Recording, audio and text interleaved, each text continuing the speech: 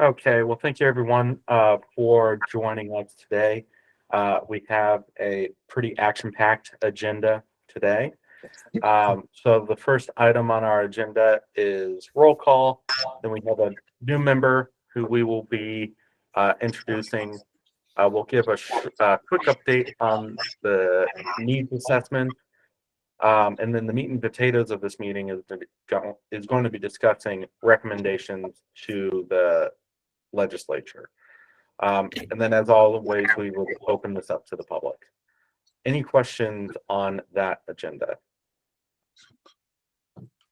I think we're in good shape. All right. So I'll start off with roll call. Lee Zimmerman. Good morning. John Nyman. Good morning. Frankie Sherman. Good morning. Chris Pilzer. Hello, team. Good morning. Eileen Kao. Good morning. Angie Webb. Good morning. Vinny Bevavino. Michael Okorafor. Good day, everyone. Ellen Valentino. Good morning. William Singleton. Good morning. Mario Miner. Scott DeFife. Good morning. Abigail Stein. Morning, folks. Delphine Dehan Koser. Good morning. Peter Hargreave. Morning. Chaz Miller. Good morning. Kelly Gordon. Good morning. Martha Ainsworth. Good morning, everyone. Crystal Fateson. Miguel Lambert. And Kucharan Singh.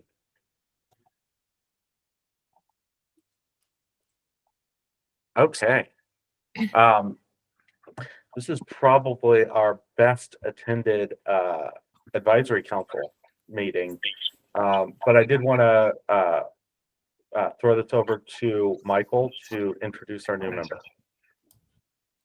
Hey, Bradley, thank you very much. And again, good day, everyone. As you all know, we had one of our advisory council members resign because he was moving to a new role, a different role. So the MDE has been working with the secretary to identify somebody to replace Dan Feld, to be specific, on this council. So I am pleased to introduce and welcome William Singleton III, who is Executive Director of Packaging and Innovation at Mars on the global front, but based in the US, as you all know, because they have facilities all over, including in Maryland, in Germantown, if I'm not mistaken.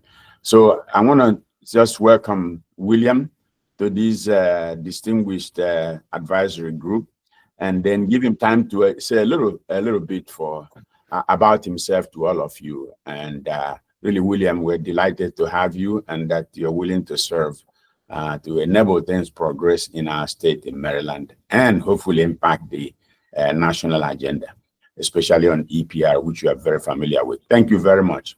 William? Yeah, thank you for a few short seconds. William Singleton, I've been with Mars 23 years now. I didn't know I'd be here this long, but been with the company 23 years with a role focused globally on packaging, both in innovation, sustainability, as well as what we call value leadership and/or cost savings. So I hope to bring a viewpoint of from a technical standpoint, from a design engineer, what we're seeing, what I also get to see around the world, as well to this forum. So I definitely appreciate the opportunity, and I'm looking forward to serve. Thanks, William. And Brad, I'm going to turn it over to you so that we can get this. By the way, I want to acknowledge I've never seen this many people on this call. So just to reinforce Bradley's comment. So thanks to everyone. It just shows the degree of commitment we have And that's where I think we can work collaboratively and collegially to really advance something for our state. Thanks. Yeah, and warm welcome to William. I also want to thank the others who put their names in to consideration for the vacancy as well. So yeah, thank you. Okay, so the next item on our agenda, and let me just share my screen real quick. We're going to be given a quick update on the needs assessment and where we are. So we pretty much received all of our data at this point, and now we are compiling that data, and our contractor is putting those into technical memos, and they are also writing the needs assessment. So I know this is a little blurry right here, but there's going to be a number of appendices that are in our needs assessment. And essentially each one of those appendices is a requirement in law. Because as you know, we had 11 or 12 or so things that we needed to evaluate as a part of this needs assessment, and each one of those in general is going to be getting their own tech memo. So most of those documents are actually expected to be delivered in December. And then once MDE has had a chance to take a look at those, we would be disseminating those to this advisory council. And then as we discussed in our previous meeting, our next meeting, which is on the December 17th, I believe, yes, December 17th, we're going to be doing our future state scenario workshop with HDR and Eunomia. So that's essentially going to be taking a look at, here's all of the, we're going to see our current state, what recycling infrastructure currently exists, what are material flows, stuff like that. And then the purpose of that workshop is to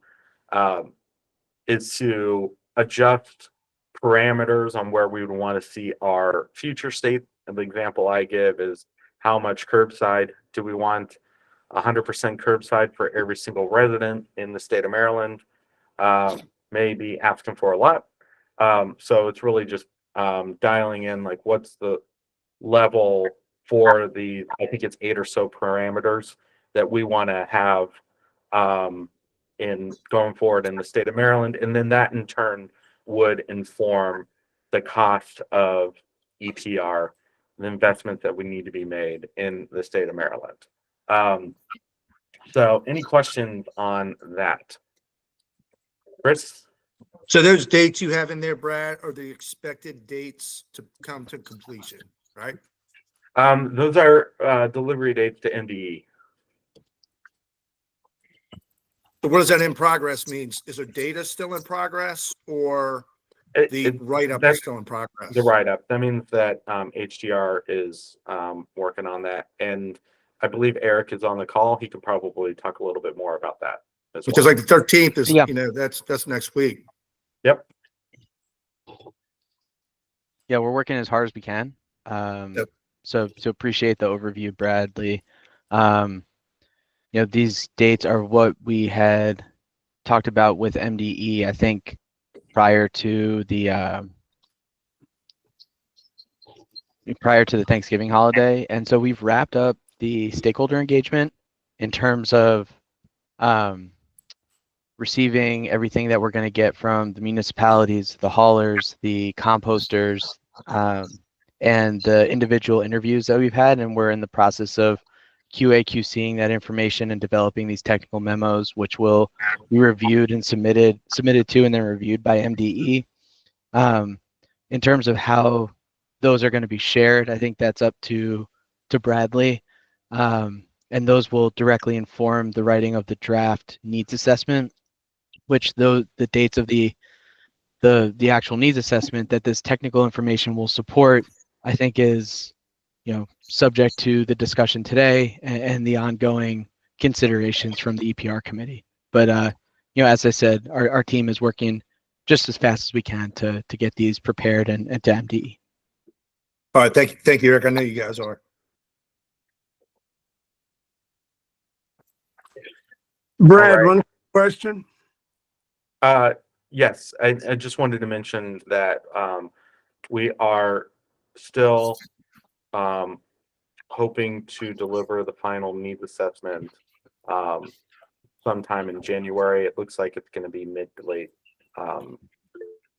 January at this point. Chad, sorry for interrupting. Yeah, no, you didn't interrupt me at all, but thank you. Just a quick question on the needs assessment. Do you feel you have sufficient data for year-round waste characterization? So one of the concessions that we had to make. So the last waste characterization study that we did in 2016 was a 2-season sort because of the costs and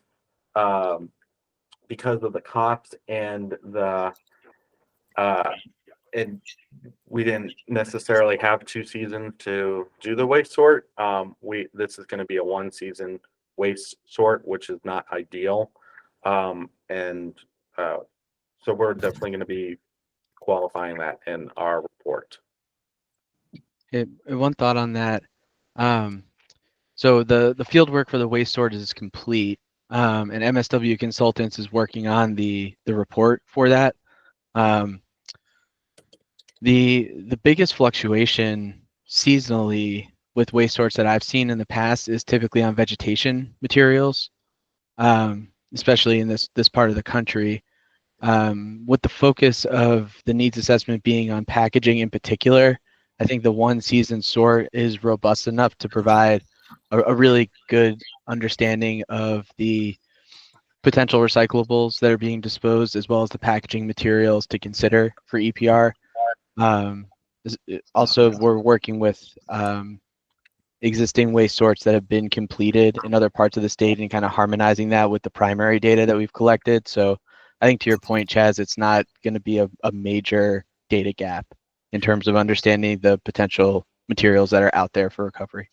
Yeah, so MSW has, the sub doing the needs assessment, has done waste sorts for other counties, municipalities. And then I had received about 10 or so separate waste sorts that I sent over to HDR and MSW to be included in this needs assessment. So just are in the waste characterization study. So we had our 9 sites that we did waste sorts, but we have many more other waste sorts that would be informing that data that weren't necessarily constrained to 1 season. So yeah, and just to be clear on that Bradley, MSW has taken 2 of those other waste sorts and incorporated them directly into their data analysis.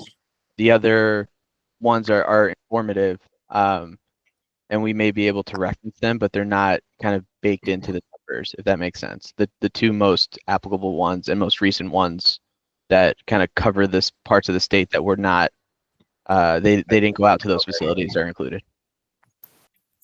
And Eric, what are those 2?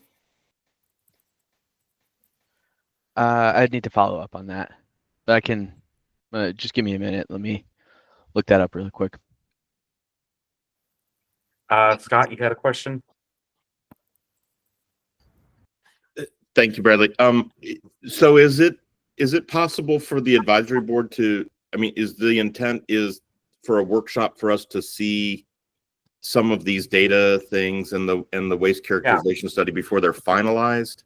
Yeah, so in the workshop, you're actually going to be seeing the current state information, and then we're going to have a discussion on what we want our future state in terms of like material flows and stuff like that is going to be, recycling rates and whatnot, and then that would inform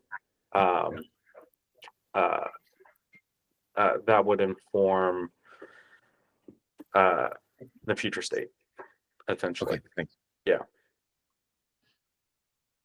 And we've also been we've interviewed, I think, a good number of the folks that are on this call, or at least the advisory council. So that those perspectives are also going to be included in these technical memos and the needs assessment as well. I see a hand up. Yeah, bro, this is John Nyman. Just real quick on the waste sort, is it going to give an overall for the state of Maryland on what we're doing, or is it going to be broken down by county or area? Because there's different things versus the Eastern Shore versus Baltimore versus elsewhere. How detailed is that going to be broken down?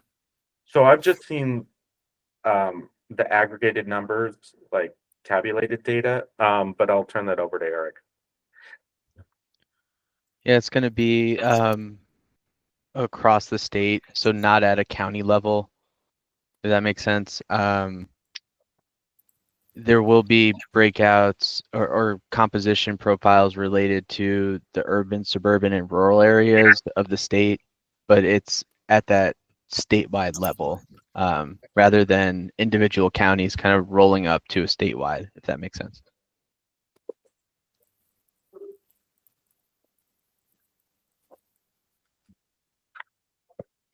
All right, any other questions on the needs assessment? Kelly? Bradley, yeah, just for the Appendix J, it looks like the summary of costs, benefits, and environmental impacts of EPR programs. I know it says not started and TBD, but I'm just wondering if there's any sense of the timeline for that, since the SB222 called for, an analysis of opportunities to reduce environmental damage. So on the 17th, when we do the future state workshop, when we dial in those parameters, that's going to get us the costs of that. And then those parameters are essentially going to be like, what are the benefits, flows, stuff like that. So that's going to be what the modeling effort is. And then you can and then assess the environmental impacts after that. There's going to be some assumptions that are going to have to be made. There's a famous saying that all models are wrong, some are informative. So we'll definitely be laying out the methodology when we're going through this exercise.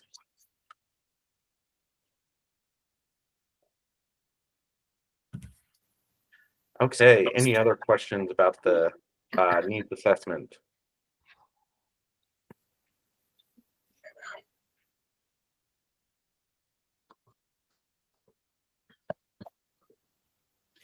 Okay, next item on our agenda, we are going to be talking about some recommendations. So at our last meeting, we had floated 2 recommendations, and I'm just going to scroll down to those. Hey, Bradley. Yeah, go ahead. Hey, sorry, may I just chime in for a second? Yeah. Hi, good morning, it's Angie. I just wanted to, kind of let everybody know that I know I sent out an article yesterday, and it's not really to influence anyone. It's really just to keep the group informed and abreast on what other states are doing. So I just kind of wanted to put that out there before we get started on the recommendations. Okay. Okay, cool. Yeah. And I think it was helpful, Angie. Thank you for sending that out. No problem. Yeah, just to keep everybody informed, that's my job. So, again, I'm not trying to influence in any way, shape, or form. However, I will always send out things that I think, the group should be aware of. Angie, thanks. Your expertise reflects well on that. So it was so informative. So I appreciate that. That's the kind of thing I think we'll get when we talk about the framework approach for this strategy and recommendations. Such things will be insightful for us. So I appreciate you, partner. Yeah, and I think the good news for us is there are 5 other states that are going through this before us. So we can absolutely learn from their lessons learned and what works, what doesn't work as we start to go through this journey. And All hey, right. Brad, before you move Yeah. on, I got those other studies that are being kind of worked into the waste sort It's Prince George's County's 2022 waste sort and Montgomery County's 2023 one, and also Baltimore County's 2022 waste study. And those were picked based on their ability to, those methodologies were most consistent with the one that MSW did in the field in November in terms of the material categories, and they're the most recent, and they cover the gaps that MSW did not go to. So, for example, they didn't go to Bresco, they didn't go to Baltimore County facility. So we're using those studies. I tried to get Thank you. a waste sort from Bresco, but was unable to get it.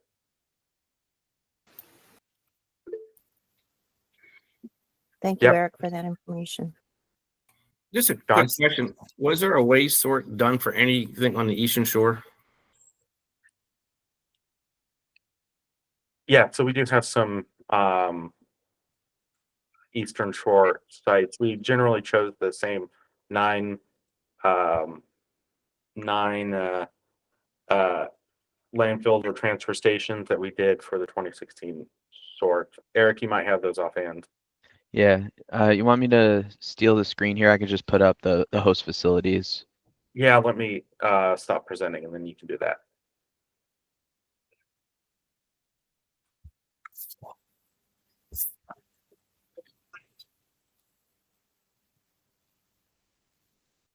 So we're looking here at the final study design.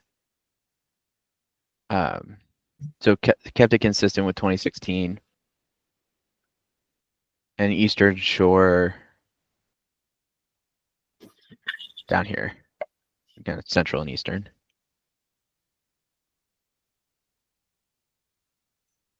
And we wanted to make sure that we went to the same sites as 2016, so that it would be more comparable. Although we are bringing in these other waste characterization studies to kind of fill in some gaps. Yeah, I was just wondering if you had one like from Midshore too, which covers 4 counties on the Eastern Shore.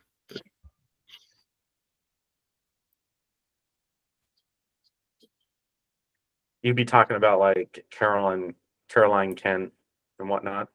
Yeah, Caroline, Kent, Talbot, and all those down there. I don't think we have one of those. I think the assumption is that these facilities would have this similar type composition information. But there's other, if we should be considering that, I mean, MSW is running their analysis kind of as we speak. So now's a good time to introduce that a caveat if you'd like to talk about that further. Well, I mean, it looks like you have a Cecil County, then you go all the way down to Somerset, and there's nothing in the middle. And that's a pretty rural area. So if we have to make a recommendation, I think we need to capture what's happening in that central area. So I did ask all of the recycling coordinators if they had conducted waste sorts. So those were the 10 that I had received. So it's possible that we didn't receive one as well.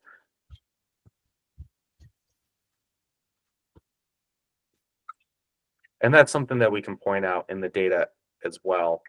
I should note that the EPA across the nation, when they're looking at waste sorts, although there are some small differences between the percentages, the proportions are remarkably similar across the nation.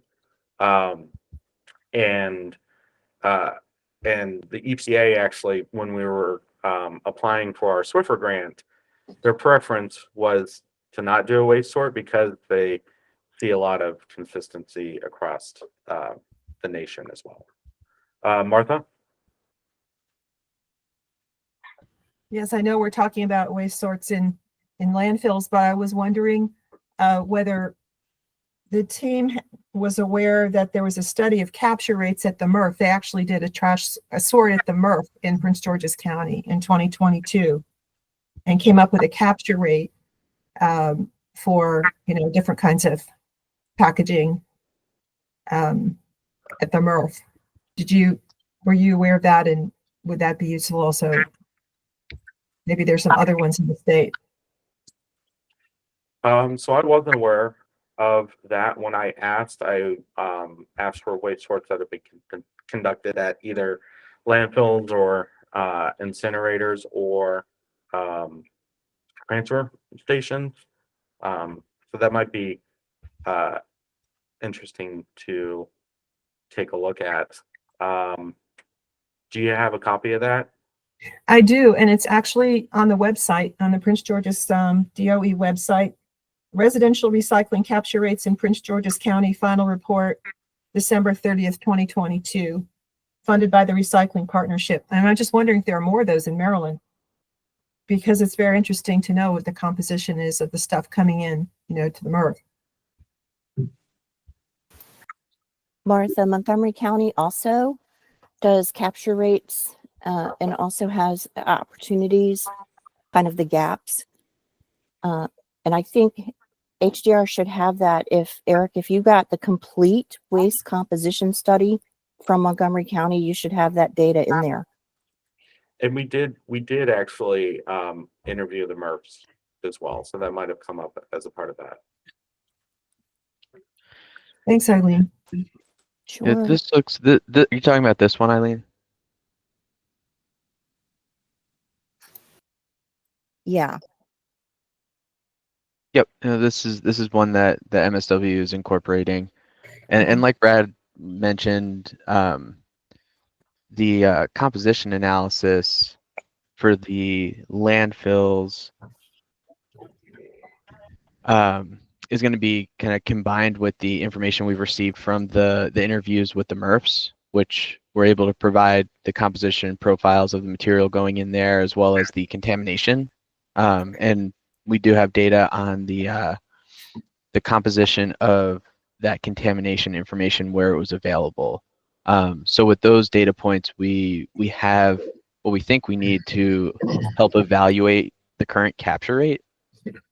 But this is, I think, an important point for the upcoming workshop as it relates to the key metrics that the state's looking for EPR to help improve. Capture rate being a newer kind of metric, but one that the Recycling Partnership is very, very big on and is a key part of a lot of their more recent studies. So I appreciate that comment. So Eric, let me just add.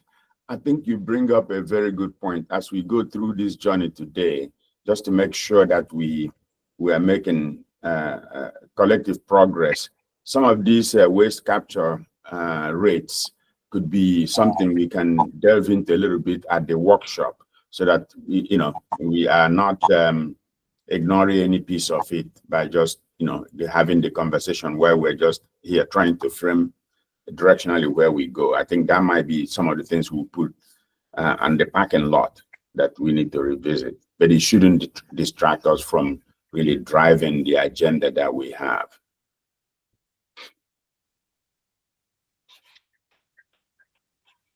All right. With that being said, are we ready to move on to recommendations?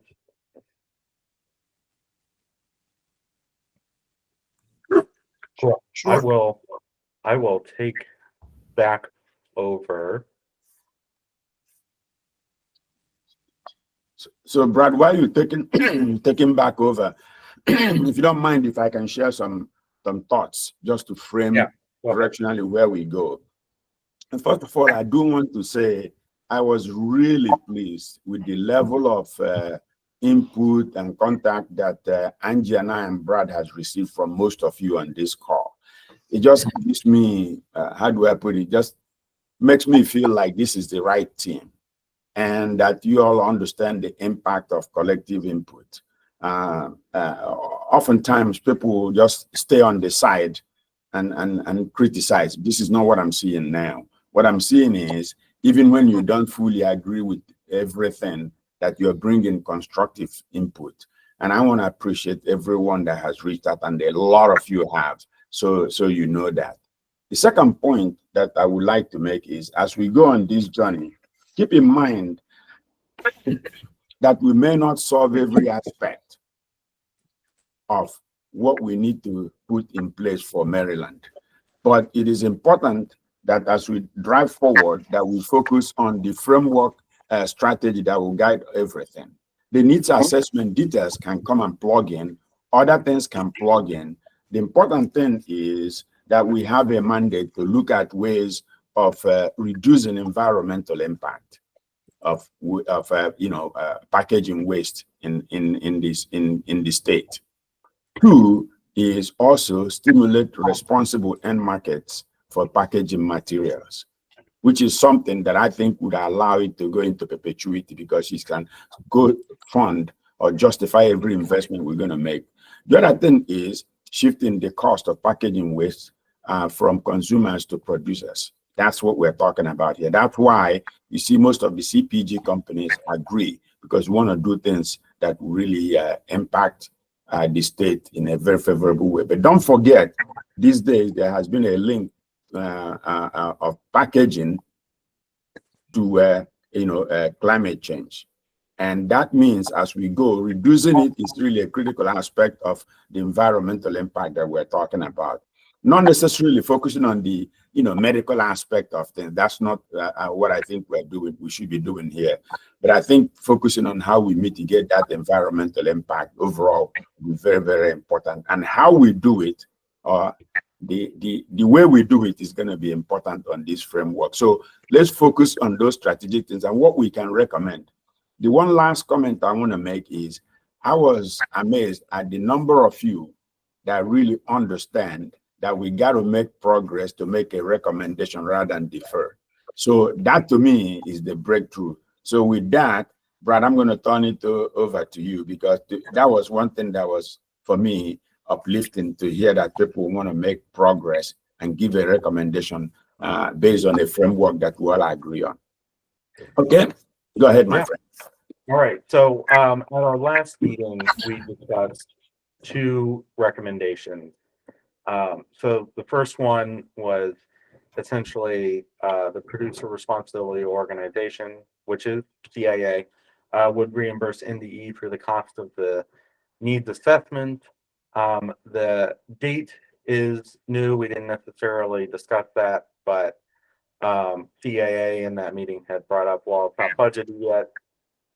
So hopefully this would give some time to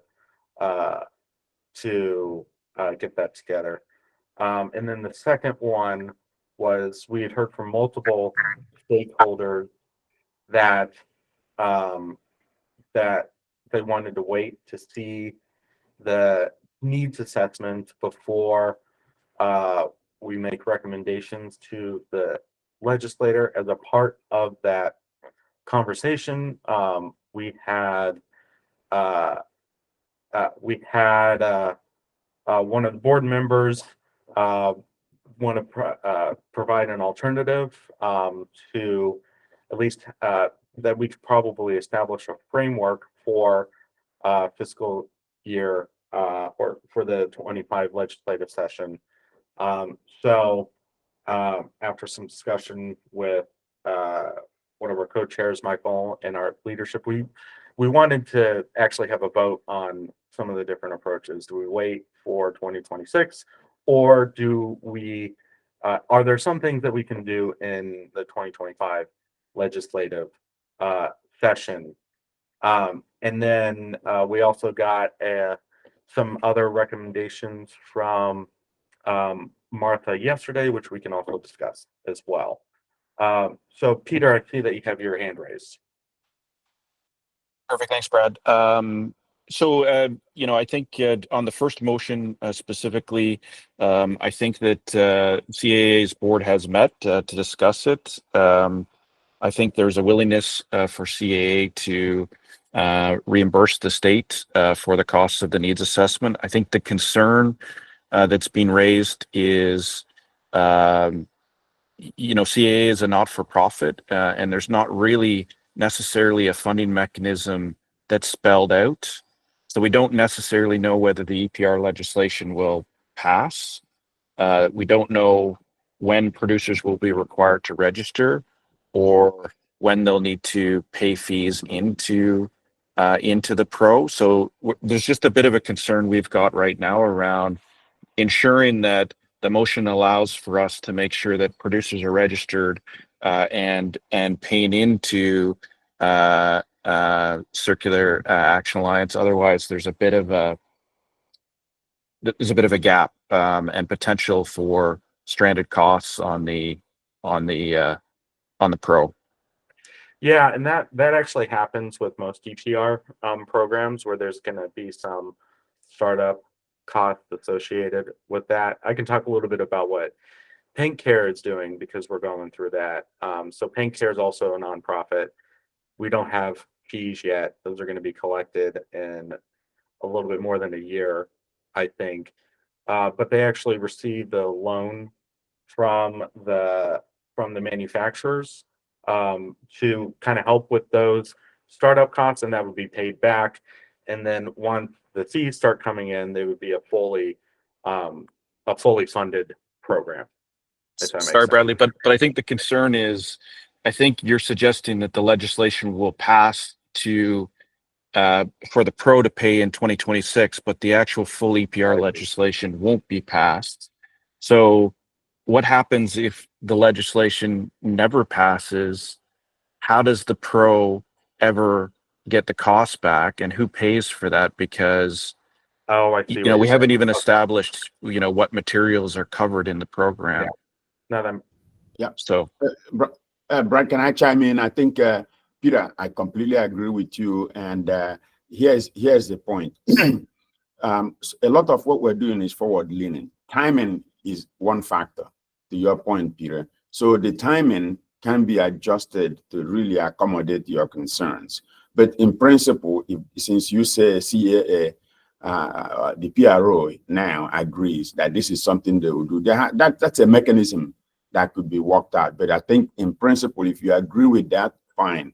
And then we can talk about the timing aspect of it. And it's contingent on people paying or loan, whatever it is, that those mechanisms, to me, that is not an overarching framework type of thing, but we need to have those as bullet points underneath that needs to be addressed before the payment can be effective. So completely agree with your call out. Yeah, it's definitely a legitimate concern. Ellen? Sure. Yeah, I just wanted to chime in here. In my comments, I don't want to get out ahead of the skis, but are going to, run through the scopes that we'll be supporting the 2.2 recommendation to move forward with the framework. I think, the Circular Alliance is, will be funded here in Maryland by Maryland bottling groups and producers and national ones as well. So I think it's very legitimate. One of the things I think needs to be strongly clarified is that the Circular Alliance is going to be the pro, at least for the initial 5 years. I respect the other comments that there may be pros in the future once there's an established program and we can see the data and finances around that to maybe be able to spin off. So I think it's important, and this is going to be an important flag, that in the legislation, the pro is defined as a Circular Alliance, and it's clear. Right now, the way they were, I think that's important. Otherwise, you'll have producers paying the Circular Alliance for no particular reason other than hoping that the state's committed to a policy of package recycling reduction, or whatever it goes. So I do think there's an easy fix here to alleviate some concerns. If we move forward with the framework, the pro is the pro, the Circular Alliance, then I think, there's going to be a better level of comfortability from the packaging I'm just speaking for my industry to move forward with that funding for whatever date's determined. So thank you. Ellen, let me just chime. It's not just for your industry. I really like the point you are making. Not because of your industry, but for the industries involved. You know what I mean? Because you make a very good point. Maybe there's a way to craft it so that we talk about PRO responsibility overall. But for the first 5 years, the PRO we know will be CAA. We can call it out that way. And by doing so, even if you have only one PRO, from what I've seen in other places, there is a period of time for review of the PRO activity. And it's usually every 3 to 5 years in some of the mature areas. So you're definitely correct. Maybe after 5 years, the opportunity to review, maybe have the legislation in such a way that the need for another PRO could be there. So, and that brings competition into the marketplace. I don't think that Peter will object to that, but it gives us a head start with CAA in driving things, even though we were putting it as the one PRO for now. So thanks for that comment. Brad, I think there are other hands. Let's see. I think Scott wanted to say something. Sorry. Yeah, and if we can, so we have a lot of recommendations. We're bouncing around a little bit. But if we can stick with the first one and then get into the options on whether we want legislation this year or in 2026. Scott? Oh, thanks, Brett. I was gonna comment on the evolution of the conversation, but if you want to go back just to, I mean, Peter's point on number one is very legitimate. If there is no future EPR, then there's nothing for the pro to manage. And if the Circular Action Alliance is going to pay for the needs assessment, then there needs to be some sort of hook in the back of that. I would, first of all, I would recommend yes on number one, with amendments that allow for the CAA to, you know, somehow to be recovered if there are stranded costs if an EPR bill never passes, right? Just because we're recommending it doesn't mean that an EPR bill is going to pass. An EPR bill needs to pass. Now, but so I think, and I think that bill should move by itself early in the session and not be related to the next couple of decisions that have to be made, which is what is the thing that's being built, right? To that point, I believe very strong. I'm not going to support. I think we had a very clear discussion. You know, I don't know where the vote will end up, but we had a very clear discussion after a couple of meetings ago where there needs to be an allowance for certain things to be given an off ramp from the one pro, and even in the first 5 years. And there's language that can create that, and the department, the legislation can do that. But in addition, I'm not saying that CAA shouldn't be the first primary pro, but there need to be off ramps from that even in the first 5 years. And that was discussed in one of the other meetings. And that's also easily solved. If there are other pros created, then those pros have to reimburse their proportional material that's covered. I mean, we're doing, you know, the Colorado law allows for an independent producer program, and the motor oil guys are, you know, presenting a separate motor oil program in Colorado right now because you don't want the motor oil and the antifreeze, you know, mixed in with the rest of the general stream. So if things like that are created, then they will pay a proportional, you know, that can be covered back, and they can pay their proportional share of the needs assessment fees. You don't have to prejudge and only lock in, you know, one thing for 5 years. There's other ways to capture that. Chance? Oh, you're on mute too.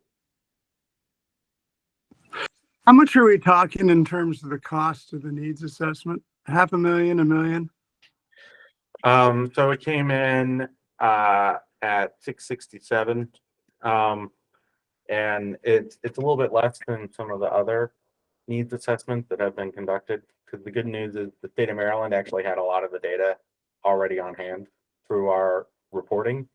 So that's kind of the ballpark that we are looking at. Okay, and that would be then to reimburse for that amount without the need for any additional waste characterizations, because I know that CAA raised issues in what I think was our first or second meeting about the depth of the waste characterization study and its needs for more depth than what was So in the existing we study. actually, from that conversation, we actually we adjusted the methodology for the waste characterization study. It is a little bit different from the 2016. We are going to be drilling down into different, more material types, if that makes sense. And so we are going to have a greater level of detail in this waste characterization study. Great, thank you. Yep. I think, let me see who was first. Chris? Yeah, just quick comment, Brad. Hey, I know the state of Illinois is paying for their needs assessment through a Swiffer grant. I'm just wondering why MDE couldn't do something similar. So the Swiffer grant, that grant went in even before this was like a conversation. I can Okay. The ship's already sailed on that one, but I'll let Shannon chime in. Yeah, I'm just going to chime in really fast on this one. So the solid waste infrastructure for recycling state grants implementation was a choice that each state was able to submit to the EPA for their ideas and their plans. Because Maryland had already executed a waste characterization study in 2016, and we have not yet had full implementation of our food residuals diversion at the time of drafting of that, we didn't feel like there was going to be anything related to and providing information enough that would change that much in the waste characterization from 2016 to really show an illustration of information different than 2016. Additionally to that, this bill, SB222, was passed around in tandem to the Swiffer. And so what we were hoping to do, if this was funded, was utilize that information within the Swiffer grant work plan that we submitted to the EPA.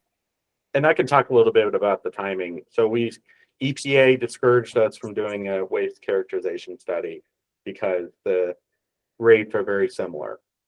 So we did a different approach for our Swiffer. Then this bill passed. The bill said that we need to assess our solid waste streams by county, by material. So, which means we have to do a waste sort because we get the data reported to us at an MSW level, not a material level.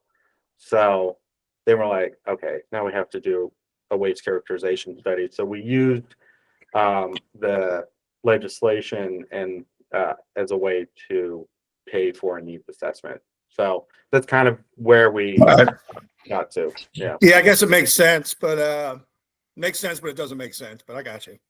Yeah. All right. Thank you. Peter? Yeah, I was just gonna note quickly on Chaz's point. I mean, there's no doubt CA will still probably need to do additional work. I mean, I think as we work through the different states, when we start to get into budgeting purposes for the program plan, there's a need for us to have more detailed data, and so we'll still likely require to do some additional work within the state as we move towards implementation. Again, the budget side requires usually pretty specific data, which likely won't be as detailed. Again, I haven't seen the report by HDR, but that's what we're finding in some of the other states. So for this right here, the date, and this is more for Peter. It sounds like this date is kind of the holdup because we don't know if we're going to have EPR yet. Would it make sense to put it after the legislative session in 2026? Could we use the legislation passing as the as the marker? Could we say X days? Like, I think you had 9. I'm okay if you just allow us some time. Ideally, we'd like to have early producer registration and payment of EPR fees to cover that, so that we can cover that. But that's probably details in the legislation. But ideally, it would come contingent on the legislation passing. Yeah, And then whatever the so our next decision is whether we want to delay to 2026 or not. So this January 31st date is not, it would be before. Yep. That. I mean, we can make this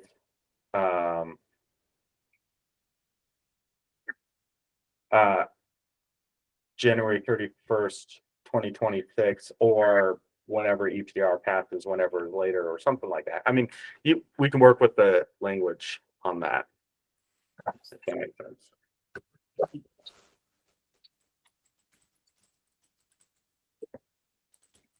Ellen? Yeah, just, I guess to sew this up, and I can hold this until the next conversation, but it's related. I do think it's got to be a critical link, because otherwise you're just asking producers to be a bank for the state on policies that they're not going to move forward with. And I just don't see that, so I don't want to open it up again. I think you've got to work around on it. It's got to be contingent upon, or there has to be some connectivity, something to think about. Anyway, it's a repeat. I just wanted to put a pin on that from our perspective. Thank you.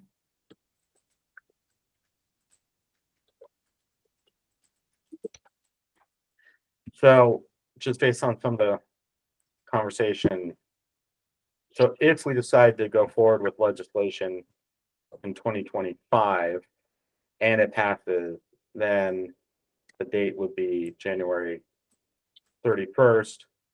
If this council recommends delaying to 2026, I mean, I just put a July 1st date that aligns with the fiscal year. What are some thoughts on that? And just again, circling back, I don't think it's productive to have producers pay any money to the state for no policy outcome. Well, so the delay would here- just, go ahead. Sorry. Yeah, the assumption here is there would be something that passes. Correct. Yeah. Okay. And so we in Maryland, we actually did it a little bit out of order. The other states are getting reimbursed, or CAA actually did the needs assessment on behalf of the state. And as you all know, we did have a funding mechanism in Senate Bill 222, but that was taken out. So we're a little bit unique in that the producers are not currently paying for the needs assessment. Yeah, just maybe I can run around the track for the last time on this. I know, so the other states, though, EPR passed, and then there was a needs assessment, and then there was the program development and evaluation. I guess what I'm trying to say is, I think producers should not pay for anything unless it is connected to a framework of EPR. And otherwise, you have producers reimbursing the state responsibility for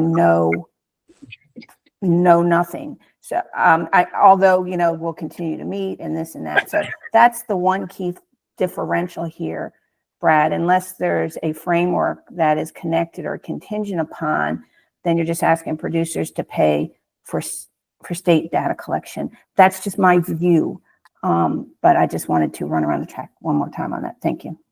Ellen, so your view is coming in broader beyond beyond just you or us. The issue is people want to see some type of framework legislation in 2025, so that that will be the basis of doing any reimbursement payment. And Peter, that's really what this is all about. Let's get this framework, and I like the word you used there, done in 2025. Remember, we're supposed to advise the legislator on this. If we say that, then everything falls in place. I think closing that loop is important. So, Elena, I agree with that comment. People want to get something done in 2025 instead of, throwing the ball down, they can down the road. Eileen? I was just going to say, you don't necessarily have to put in a specific date. You could key it to legislation, and within a certain amount of time after that legislation passes or is enacted, there you can create language like that rather than us sitting here and going, January 31st, whatever year, or, getting into that level of specificity. It could just be made to key to a certain action occurring. So I put in here contingent on legislation passing right here. Okay. But we also may want to say, within a certain amount of time after legislation passes, so that it's not to infinity either, right? That reimbursement has to occur within, whatever time frame of that legislation passing, right? Eileen, that's right. That's what we're talking about. So we don't get bogged down in those details, but we can be captured this way. That's really what we're trying to do. Yes. So, like I that. mean, putting in that kind of detail can work against us. Because what if, nobody has a crystal ball? So I put within 1 year of legislation passing, just as a starting place. What are some people's thoughts on that? Brad, Yeah, Chad? I think it's a good idea. I think it's very risky right now to know if anything, if the legislature will have any time for this issue in 2025. I don't think we are prepared to go forward at this time with legislative recommendations. We simply don't have the data from the needs assessment, and we need to think a lot of this through even before legislation can be drafted. Let's do it right. Let's not do it in a rush. And I think the idea of making this contingent upon passing is the best way to go. All right, I'm going to move to Chaz, Chris, and Abby, and then if we can get to a vote, at least on this one, that'd be great. Hey, I'll just be real quick, Brad. We don't know that the Minnesota framework is right for Maryland. We just don't know enough about it at this point. So I just wanted to throw that comment out there, and I'll be quiet and wait for the vote. Yeah, and we'll get to that one. The only reason why I brought Minnesota up is because that was the model that the stakeholder brought up. So, but we don't know that's right for our state. So I just wanted to put that in there. Yep. Abigail, sorry. Yeah, Abby's fine. Really quick thought, because we don't know exactly what kind of language is going to be in the legislation, how they're going to structure it. Though I think it's a good idea to potentially have a structure for the PRO to be getting funding, or for MDE to be getting funding and so on, I think may consider perhaps would be less of a, it has to happen no matter what the language says, instead of should. And I don't know if that raises concerns for folks in like removing teeth from that part of it, but I think that may consider requiring. Well, as this is written, it's just advising the General Assembly. I mean, they may decide, the bill sponsor may decide to do something completely different. So it's just a consideration. Okay, I just should sometimes gets into the realm of shall in terms of Maryland language, and then it's a requirement, but that's fine. Abby, let me just put some clarity here, maybe for others too. One of the things we're trying to avoid, we've discussed this at length, is being prescriptive on the legislative language. As you know, I'm not a lawyer. I'm sure most of you are. I'm not a lawyer, and the legislators have a better way of doing that. Our recommendation should be, as professional as possible without getting into prescriptive language. That's really what we have to do. So well taken. Thank you. All right. So are we ready to vote on this one? So if you are in favor of this first one right here, and you can use the, and we're only going to ask if you're on the advisory council, if you can raise your hand using the Google Meet mechanism. There's a little hand down at the bottom that you can raise. So if you're in favor, if you can raise your hand using the Google Meet function.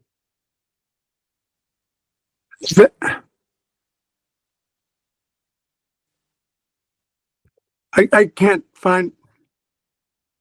So you see the little smiley face? There you go. You raise your hand. Okay.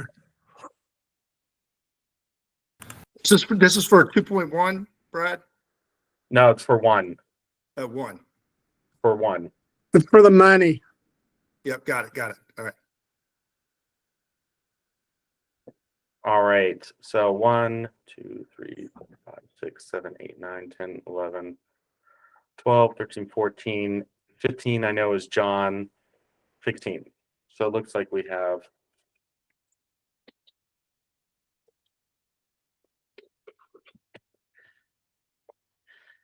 So we have 16 yeses. So you can lower your hand if you are not for this. Raise your hand as written.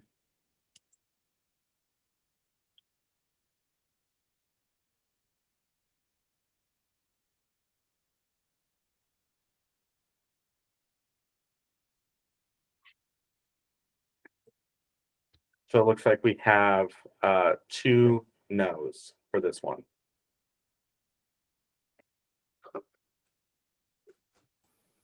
Just clarifying, is MES voting no? I thought I saw them. Yeah, I'm voting sorry. yes. I accidentally hit my. Thank you, I Angie. apologize. Thank you. So it might just be one voting no. I don't know if you might want to take another vote. Yeah. So if you're voting no for reimbursing the state for the needs assessment 1 year after legislation passing, please raise your hand. Right, I see only one. I see 1 too as well. Okay, thank you. Bradley, it's Martha. I put something in the messages. Does this include the cost reimbursing MDE for the management cost of the whole project, or only the cost to the consultant for the repaying the consultant? So the 667 is the cost of the consultant. I know in the Senate, the third reader for Senate Bill 222, it also includes like management costs as well. That's something to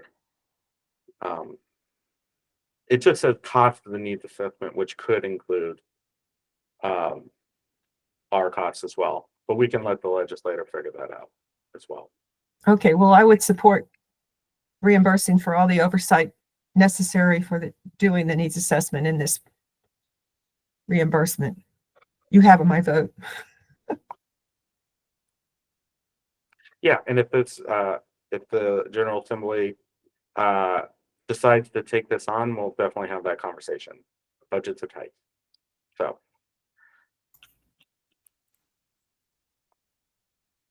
all right. William?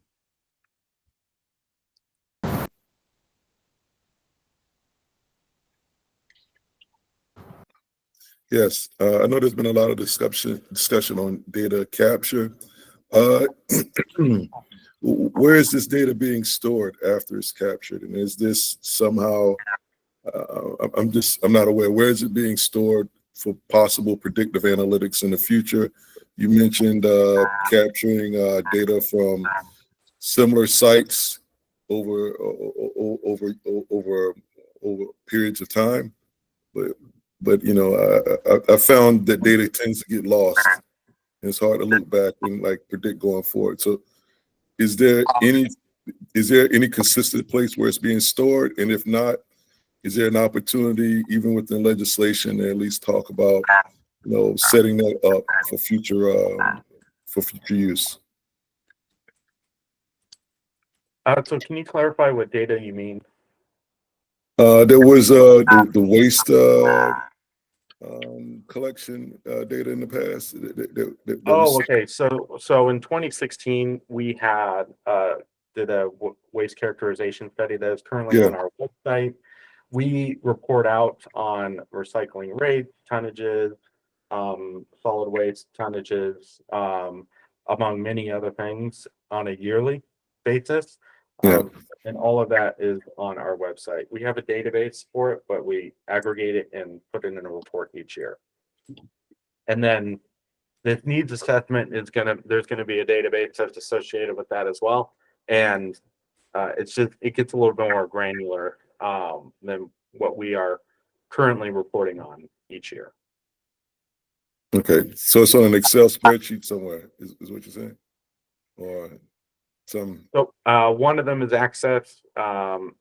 It could take multiple forms, the data. okay. We have a SQL database for one too, also. Hey, Brad, I think I know where William is coming from. There is something we talk about in the industry these days, and that is data fidelity. And Yes. with all the things happening with cyber warfare and all those things, do we have a secure place where we can put all this data, not just on the website, so that it's for posterity? I think that's something we can talk offline. It's not a legislative thing, but it's a critical thing that we need to at least help MDE address. And that's where this thing is coming. Yeah, absolutely. Yeah. Thanks. Okay. So the next, so we have a series of recommendations. So there's 2.1, 2.2. And then I had recommendation 3 right here, which was some that Martha provided to us yesterday. But I'm just going to read through these real quick. And if we want, we can even vote on each one of these items individually as well. So the first one is really in order for the advisory council to digest the content of the recycling needs assessment expected to be delivered in January 2025. The EPR advisory council recommends delaying EPR legislation from the 2026 legislative session. So there were multiple stakeholders, and you've heard it on this call as well, express concern that we don't necessarily have all of the data for the state of Maryland, and the needs assessment is really going to be tailored for the state of Maryland, although it will talk about what some of the other states are doing. But it's there's some folks that would want to see the needs assessment before we talk about legislation. The second one is tied to that. So there was some conversation in our last meeting about, well, maybe there's something that we can do in 2025. So the conversation was around maybe mirroring our legislation off of what Minnesota passed, that the pro would submit to MDE a list of covered brands and materials. And the ones that I actually sent out to the council, the advisory council would have the ability to comment on that, and MDE would be able to approve it. The pro, and these dates aren't solid right here. These can change. The pro would submit the plan, which would include goals and fees to MDE. Again, the advisory council would have the ability to comment on that, and then MDE would approve. That's pretty similar to what they're doing in other states. And then reporting on progress to the plan would start in 2029. There was some discussion on how do we want to incorporate a bottle return system. So in Colorado, they are one of the first states that, most of the states that are implementing EPR do have a bottle return system. Colorado does not. So that's similar to the state of Maryland.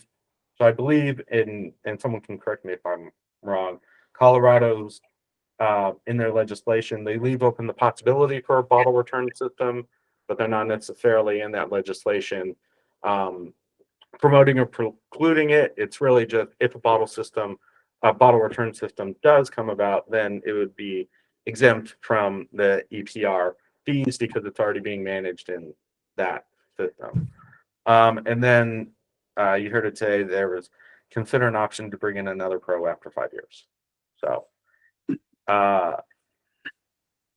any discussion we want to have on this? And I have a feeling we may need to vote on each bullet individually.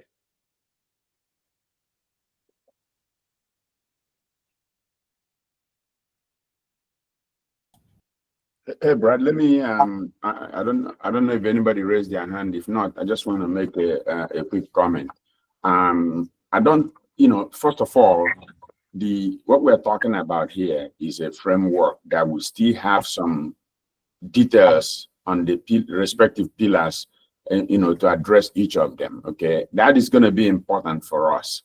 And the idea of delaying past next year to get something is just delaying the process. For instance, for the PRO to be effective and to start doing stuff, they need to start getting some money. Remember, they are an NGO, okay? This is not a business where you go and take a loan to start a business. They are an NGO, and that means people will be paying into it. So it's important we have a framework legislation that would allow them to act. That one. Two, we don't have to adopt everything in Minnesota for detail, but the consensus, the majority of people that have reached out, it says really Minnesota is a good one, at least for us to glean some insights on and use to guide where we are going. And the third point is this idea of deposit system. We should have that. We don't need to go into the details of that, but that's something we can recommend for future details, because there's a little bit of work that needs to be done from everything I know about this beverage bottle collection. So we don't need to delve into that detail today, but we can recognize it and put it, maybe some of the things within the next 5 years that we can have the organization work on and come up with a proper recommendation rather than trying to force it right now. So that's the thing. I think I want to hear some comments that people will make in that regard, so we don't ignore the fact that we're just looking at overarching framework as opposed to the details of every little thing. I see some hands up, right? Mm-hmm. Yeah, I'm going to start with Martha. Yes, thank you.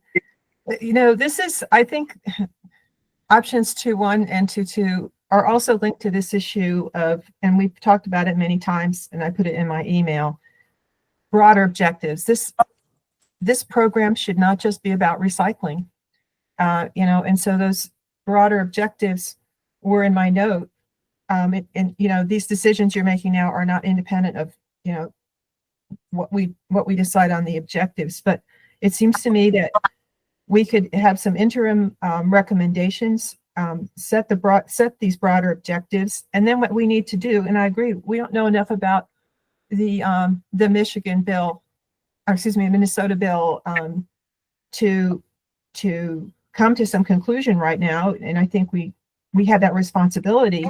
But work on that framework, addressing these broader objectives. We'll get the needs assessment back over 2025, work them out, and have a really strong framework going into 2026 that addresses especially the environmental objectives of the program. That would be my recommendation, is not to just postpone something, but to work this year to get it right for Maryland, get the best bill, and it goes beyond recycling, and have the recycling section will obvious recommendations will be based, of course, on the results of the needs assessment, but the recycling needs assessment does not address what we need for the other objectives.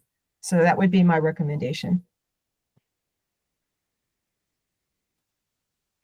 Yeah, and so we're going to be talking about those other ones, or what you recommended as well, Chaz.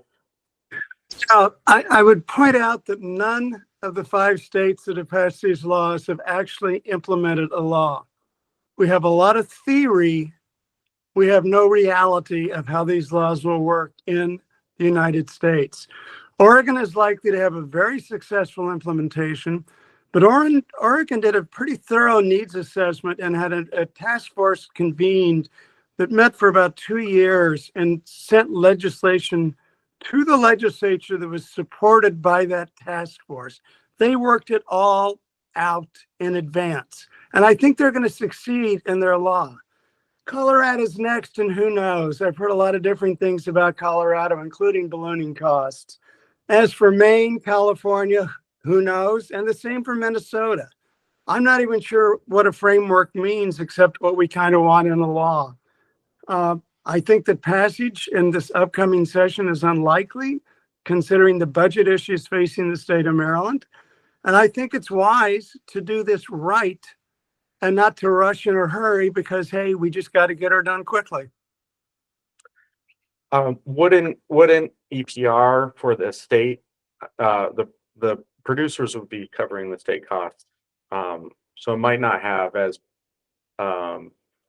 big of a impact on the state's budget. But I think those are all. It's not about impact on the state budget. It's also about impact on local authorities. Yeah, what local governments will get, counties, and then those cities that can do their own thing, and about the tremendous, unusual challenges that the existing infrastructure and the existing Maryland state law on waste management and recycling have. We have a unique environment, unlike any of the 5 states that have passed laws. The majority of MRFs in this state are publicly owned. Show me a state that with their EPR law that has that situation. We're different here. And I want us to do it right. I don't want us to do it in a hurry. Yes, agreed on that. Eileen? Thank you. Yeah, all of these other jurisdictions, really, none of them are really fully tested, and have proven fully effective, because none of them are that far out in front that they've gone through full implementation. I think it's great though. We always want to do benchmarking. We always want to find out what is going on out there, and we always want to learn from others. That's all part and parcel of doing things well and doing things responsibly. But we are doing this on behalf of the state of Maryland. And I think we are at a huge disadvantage, and we would be making a terrible misstep in not having the built-in fundamental benefit of having done a needs assessment, having invested over $500,000 in a needs assessment. I think we are rushing to judgment unnecessarily. The risks are great. I think it sounds like from Bradley and from Eric, we're close to starting to get the information, the data, and the stakeholder input of the HDR needs assessment, all of which are critical to informing what this advisory council recommends. I just think that we need to really have a better understanding of the specifics here of the state of Maryland currently. And otherwise, I don't think any of us can honestly say we're doing the best, in recommendations for the state of Maryland. Yeah, thank you for that. That's my input. Thank you. Yep, Scott. I'm going to disagree generally, not with the concerns, but with the solution. And I'm going to suggest that the states that have gone forward with legislation prior all include a needs assessment during their legislation. The plan does not get built until the needs assessment is done. And then there's a pro plan that comes and is reviewed by the regulatory agency that going forward.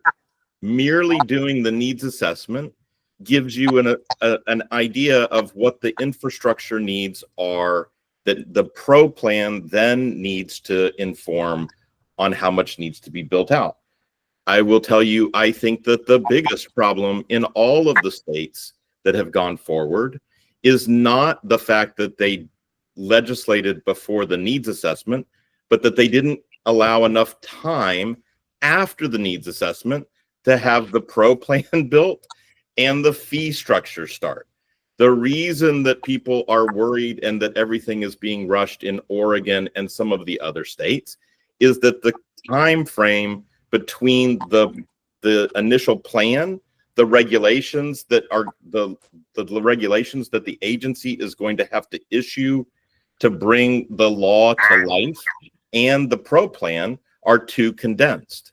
Minnesota benefited, and I'm not saying that we should mirror Minnesota, because I do not think that everything in Minnesota applies to Maryland.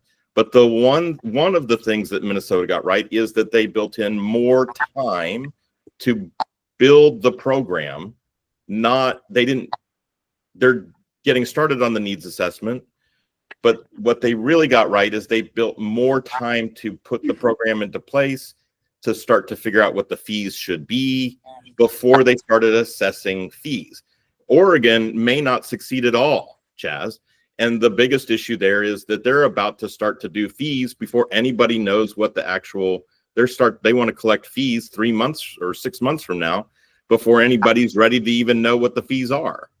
So it's not the time where the needs assessment is before the legislation or after the legislation. It's the time after the legislation passed to bring the whole thing to life. And building more time in doesn't mean that you have to wait and delay the legislation. The legislation should be setting goals. What does the state want done?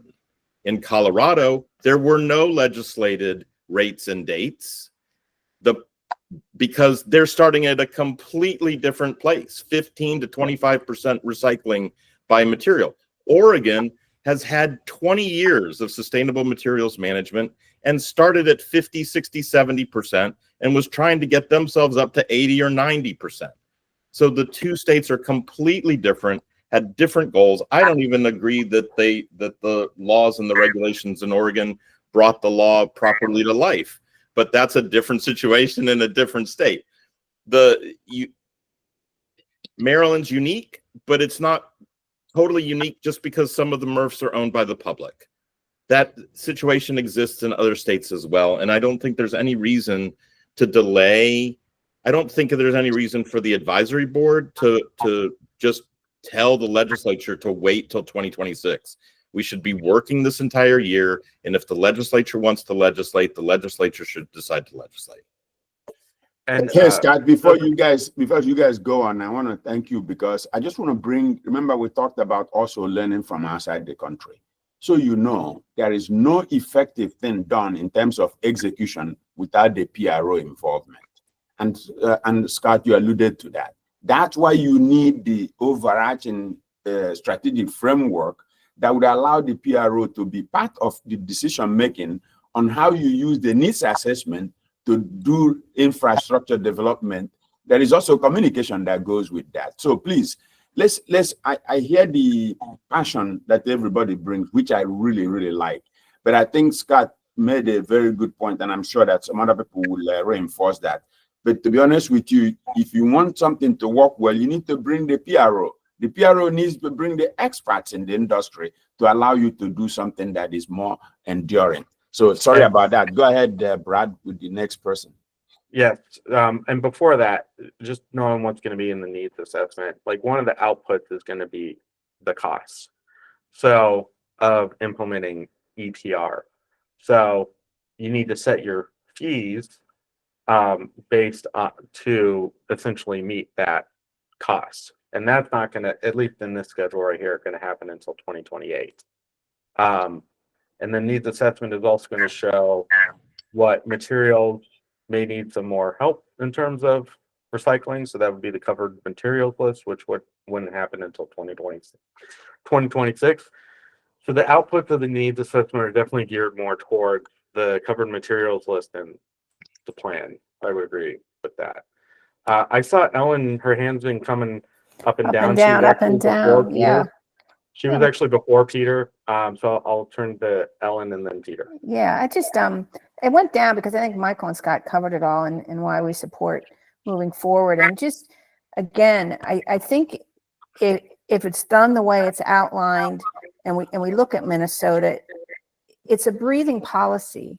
It's not a finite operation. It allows, and I don't want to, another advisory member called out, wanting to maybe expand other policies. It allows those policies to continue deliberation at the General Assembly. It allows those policies, we can talk about them, continue on at the Advisory Council. It doesn't shove anything off the table from other interests or environmental groups. It just moves the state forward. So thank you. That's all I had to add at this time. Yep. All right. Thank you. Peter, did you have something that you wanted to say, or are we good to? Yeah, I'll just be quick. I think Scott's points are good ones. I think there is definitely lessons to be learned from the other jurisdictions. I think as we have looking to comply with the regulations, I think there are definitely some concerns we have, particularly around how timelines are set so that the pro can function properly and get things in place. I think there's definitely been some concerns around definitions, how the producer hierarchy is set up so that it's clear and we can actually identify who the responsible party is, and exemptions and covered materials. And I think there have been struggles in some of the other states, which I think can help to better inform Maryland as it goes forward. Not unique to Maryland, but I think lessons that would make things clearer and would allow for implementation to happen more smoothly. So, my only concern with moving forward in this legislative session is just the short window and the fact that some of these areas we haven't really had a full amount of conversation with. But as the pro, I think we'll look to obviously meet the compliance requirements that are set out. Yeah, and one of the only things that made it into Senate Bill 222 was the definition. So we actually do have definitions for packaging materials, what it doesn't include, what packaging materials does not include.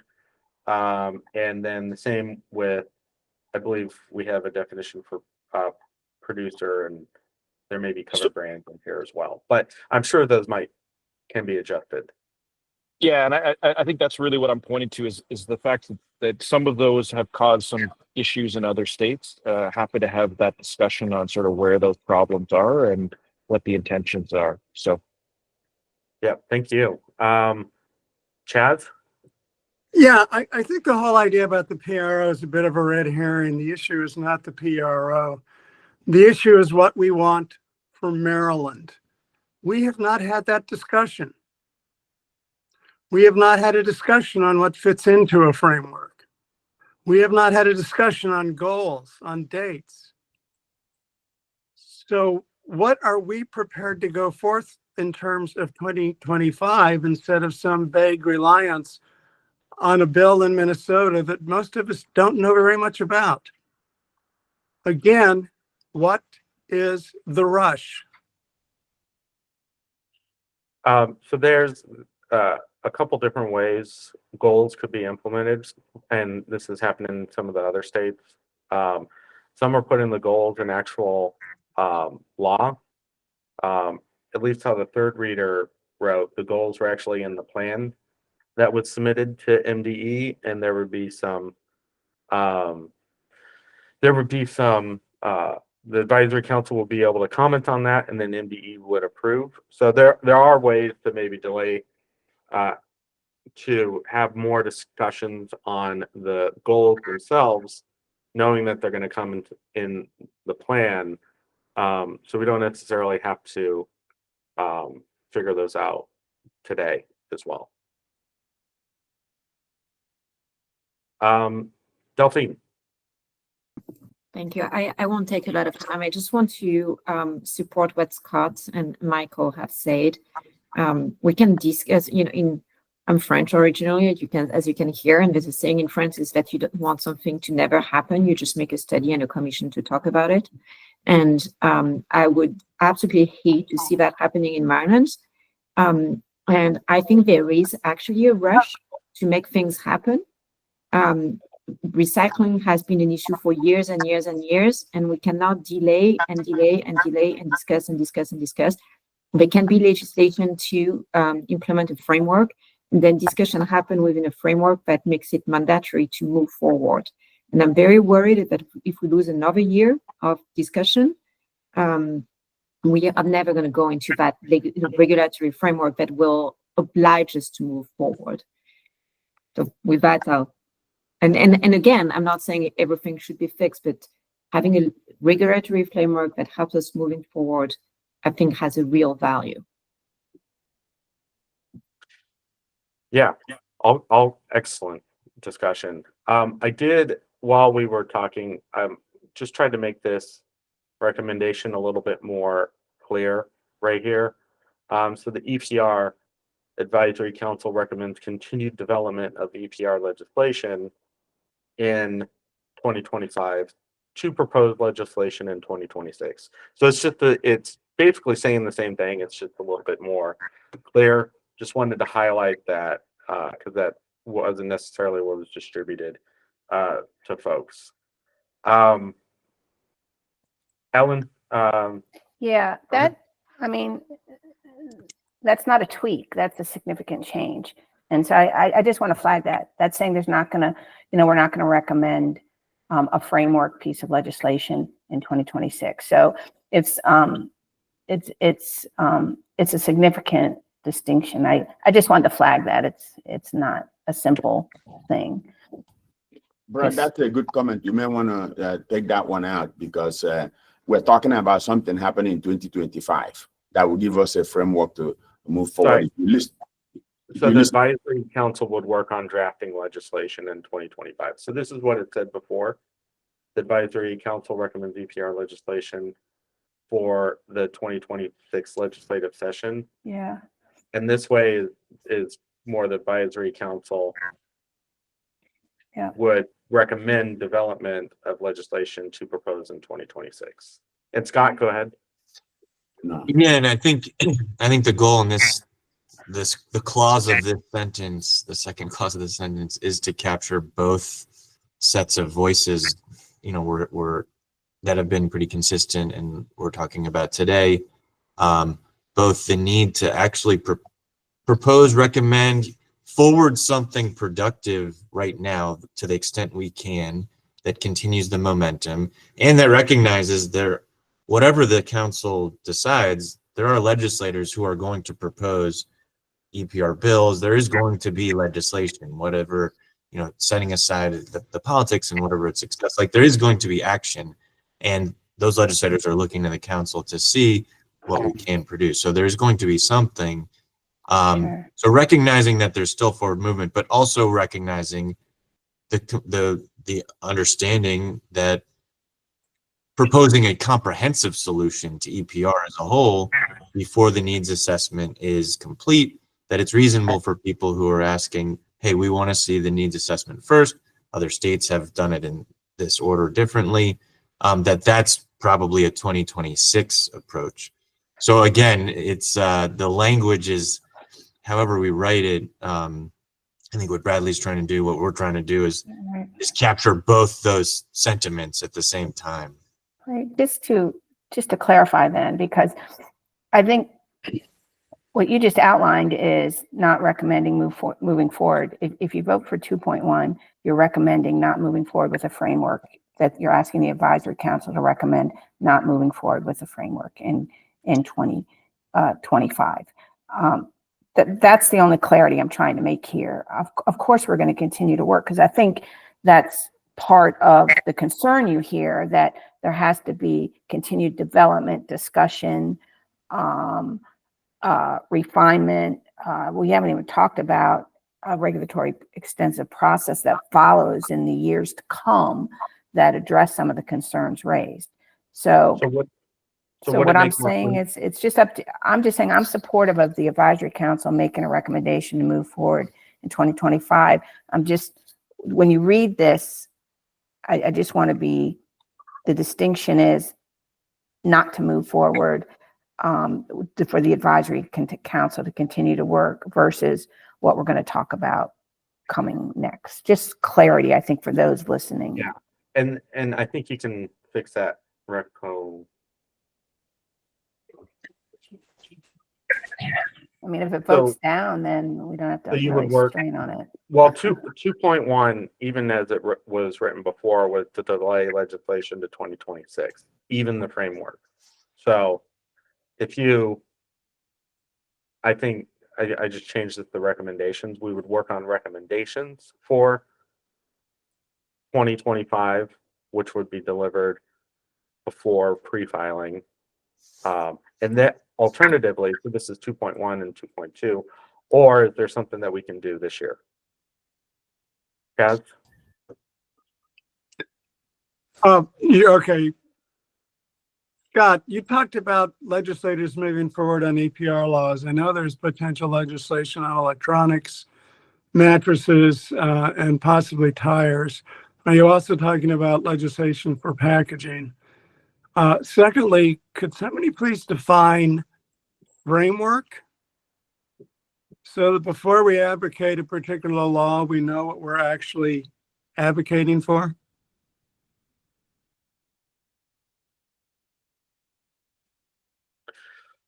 So I know Ellen has been using the word framework, and so is Michael.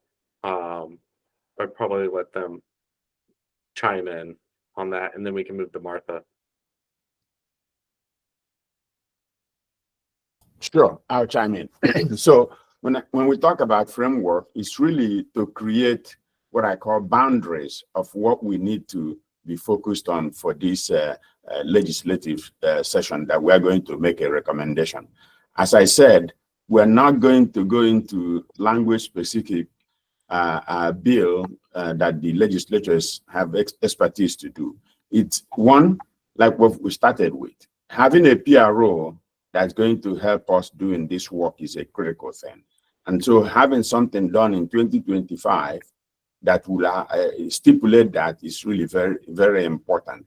In fact, I will argue that if you have that in place, the needs assessment data can now be useful in helping the PRO along with the manufacturers who have expertise in this area to really create a KPI. We're not here to create a KPI, that one. Two, if you look at things that are covered, we can talk about material that we want to cover in this area. That's a strategic framework conversation that will go in place in 2025 that we can build on. And to Scott's point earlier, having a recommendation to the legislature for 2025 that is enacted doesn't mean that we can't enhance things as we go forward in 2026.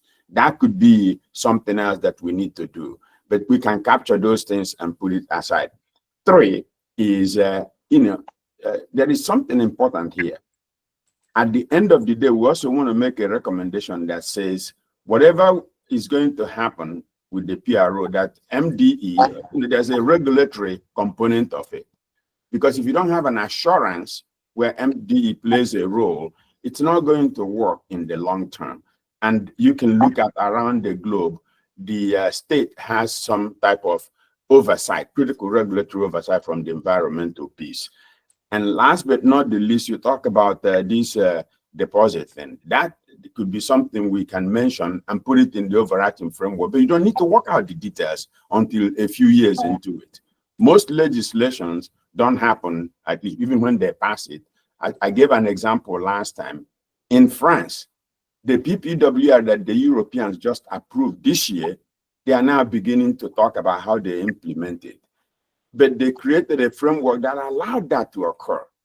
And so these are the type of things we need to be thinking about. And if we need to learn that that's just the way this thing evolves, otherwise we're going to be here talking for the next 2 years. And I don't think that's what we want to do.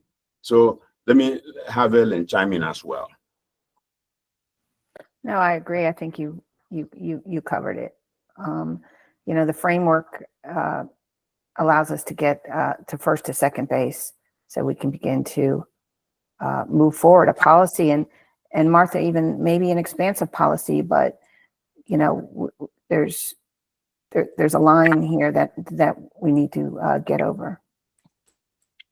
And I think you should also listen to the point that Delphine made. Maybe she's seen some of this, and I will, maybe Delphine, sorry to call you out. It is important that we make sure people feel comfortable that we're not looking for the final thing here. We're looking to, I don't want perfection to be the enemy of progress. That's what people are saying. Sorry, Delphine. No, I could not agree more with what you just said. So I'm just nodding in approval. All right. Martha, go ahead. Yeah, I just wanted to follow up on something that Scott from MDE said. We don't know what legislation will be introduced in January. Anyone could put out an EPR for packaging bill without the benefit of any recommendations from us. And that's why I keep getting back to, I think we do need the framework. And the framework starts with the objectives. I mean, people keep talking about we have to pass a framework. What framework are we talking about? Are we saying we need to have this framework right away, but we haven't really discussed what the framework would be? So, I think that we need to get a message out in the form of a recommendation about expanding the scope of this proposal, of this legislation to go beyond, including really good recycling, okay? More access, better, more efficient, less contaminant, all that. But with these environmental objectives that I've suggested, these broader objectives that touch on a lot of other elements, so that it's very clear that we don't want one that's just about recycling.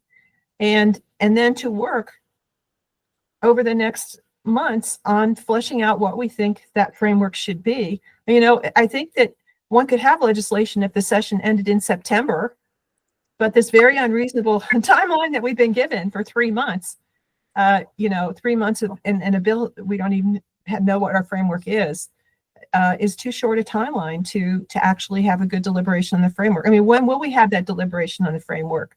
We have one more meeting. How long will that take? Well, yeah. So that's my comment.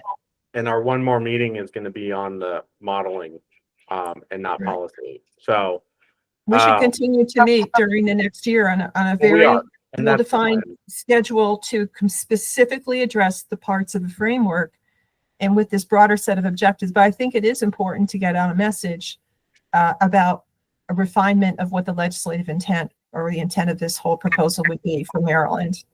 Yeah, and I'm just going to move to Abby and then Chaz, and then move to voting on 2.1, because if this advisory council moves to postpone legislation to 2026, then the flip side of that is that we wouldn't be recommending a framework in 2025. So it might be a moot point. Abigail? I think a lot of what I was going to say was covered well by others. I think I just want to note, emphasize what Martha mentioned, which is that, we don't know what's going to be introduced. We can probably, see fairly soon some of the, early language, but there's a lot of different things that can happen in the legislature that are going to be completely out of the control of this group. And so I think a framework to show that we are making progress is very helpful, but I think being clear that there is more information to be considered, there is more that is happening here, and not that, hey guys, here's what we got for you, please run with it and pass it in a 90-day session. I think this is important distinctions to make in how we communicate the efforts of this group to the legislature, because there are states that had EPR, Maine had EPR framework, and the legislature completely ignored that when they ultimately passed their EPR law years later. And so, we can't be sure that what we do is going to be what's taken forward. So I think that's just what I wanted to flag. Yeah. Just a minute, Brad. Abby makes a very good point. Our job is not to guarantee the legislators to do what they need to do. Our job is to make a recommendation, period. And that recommendation, they can take it or leave it.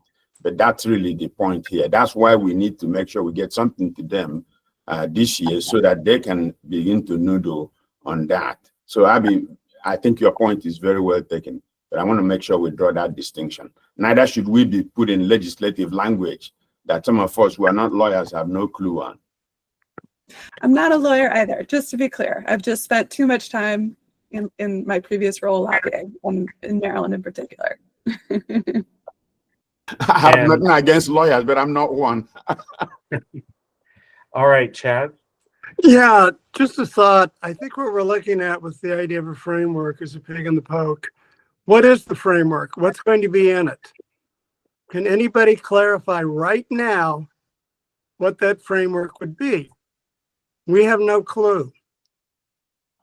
So we either spend the rest of this month putting together a framework, or we simply blindly say Minnesota did it and we're happy what they did without giving any reflection whatsoever to what that means. And I'm really concerned that sometimes when you rush to judgment, you regret it bitterly later.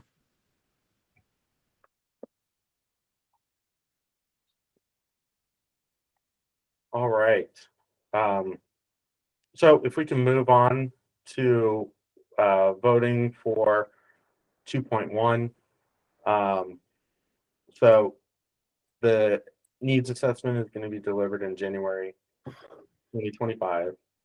We've heard from multiple stakeholders that they want to look at the legislation, which would then help inform, the needs assessment, which would then help inform the legislation. We would continue to meet and refining the EPR recommendations in 2025. And then we would propose legislation in 2026. So that is giving us more time to come up with this framework. Is essentially 2.2. We can discuss that also. Is essentially put in some meat around what that framework might be, and then recommend that for legislation for 2025. So this should say 2025 legislation. So for 2.1, giving up some more time, we'd like to start to vote on this one. How many yeses, or how many of the advisory council members would like to vote yes to give us some more time? We're still going to meet, but legislation would ultimately come in 2026.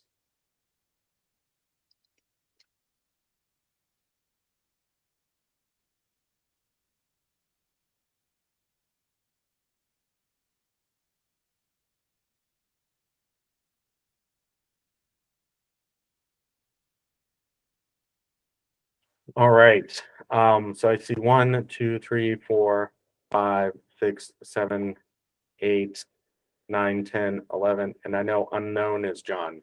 So 11, yes. Okay. So for the yeses, can put their hands down. So if you would like to vote no, you don't want to delay, we should have some legislation in 2025. And we can propose that legislation. How many, or propose the framework for the legislators to consider. How many people would like to vote no on this one?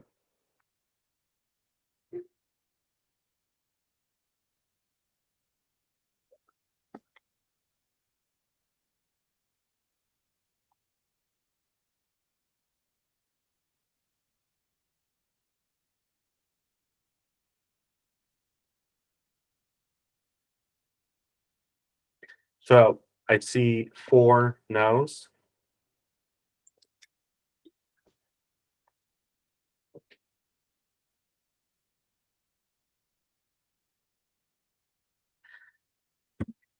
Okay.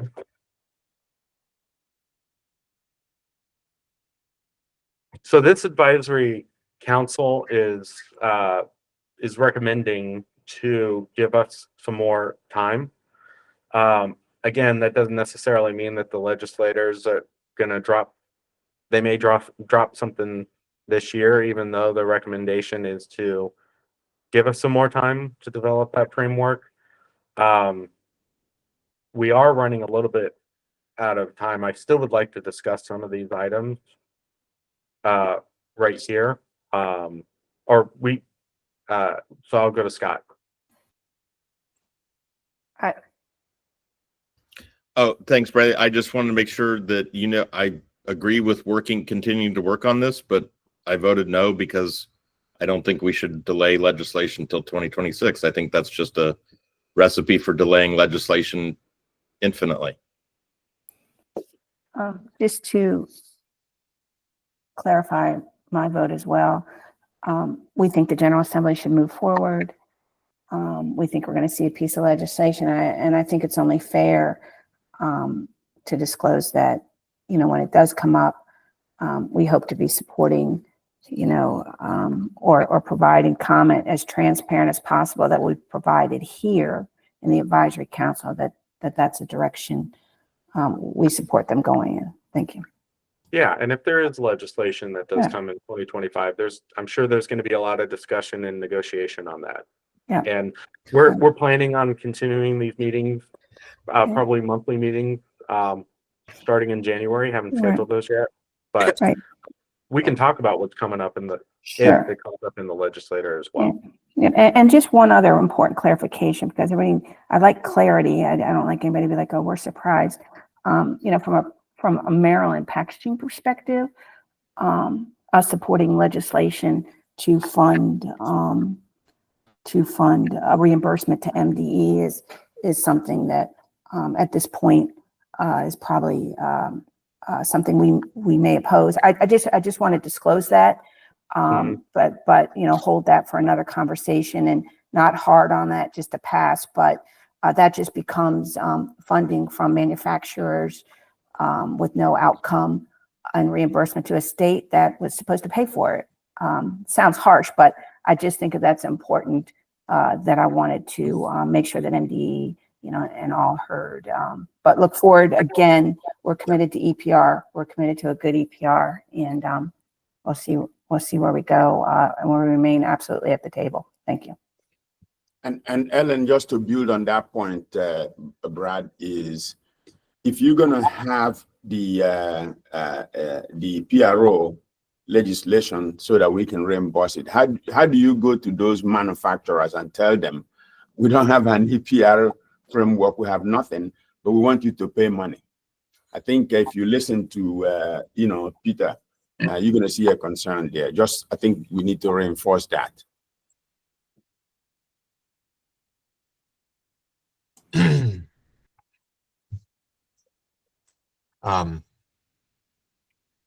Yeah, I know we're out of time, and I don't want to reopen this indefinitely, although we have additional meetings. You know, in the spirit of not rushing things and getting it right, I would just wonder on 2.1, if the way it's written gives the impression that this council supports no legislation or will advance nothing, that might be an overstatement of sort of my understanding of the intent here. Because if there is an opportunity for framework, as we've tried to, and understanding it's hard to define, but I think we're trying to, if between now and session, this council did come to consensus on some type of framework, some type of legislative proposal in 2025 that doesn't go all the way to being a comprehensive solution to EPR, which sounds like there's not going to be that consensus, but does have something. I don't think this sentence should be read as the council makes no legislative proposal recommendation in 2025. And if it does, I would, again, with 2 minutes left, I don't think we need to revisit and wordsmith it completely today, but I would just note, I think MDE's intent is not necessarily to foreclose entirely the possibility of 2025 legislation, and we're only going to consider 2026. It's just to divide between what is possible now and what is possible later, if that makes any sense. And now I've caused many hands to raise. No, not really. We do have to get the public comment. But Chaz, if you can, I'll turn it over to you. I would simply say that I think this is a vote in support of EPR. It's simply a vote for packaging. It's simply a vote to saying we need to know what we're doing before we endorse legislation or even a framework. And maybe people just need to accept that we want to do it right. Agreed. Not Chaz. in a rush. 100% That's all. agree. That's all it means. All right, Scott, and then we'll move to public comment. I'm gonna react to Scott Goldman. I'm gonna say with the greatest amount of respect,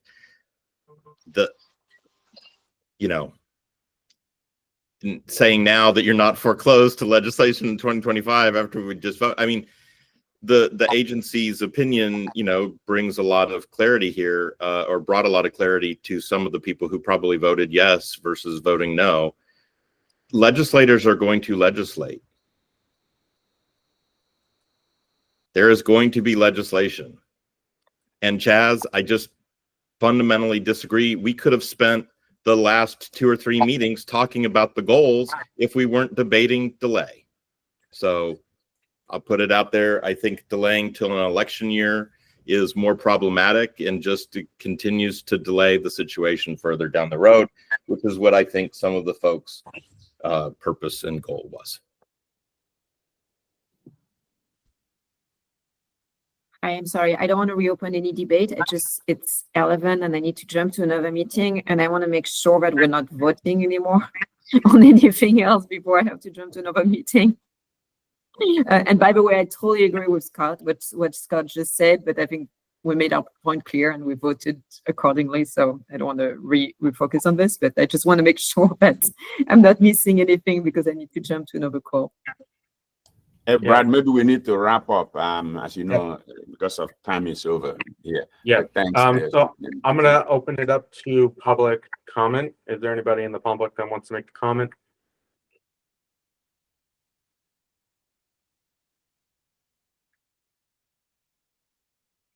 All right. Well, thank you, everyone, for the robust discussion. I really appreciate it. And looking forward to our next meeting, which we're going to be talking about modeling. If we need an additional meeting early January, we can certainly set that up as well. We were already planning on starting meetings in late January, but if we need one early January, we can do that too. We might need one. But thanks, everyone, and appreciate it. And Scott, for your voice as well. Cheers. Thank you. Thank you. Thank you. Happy holidays. Yes, thank you.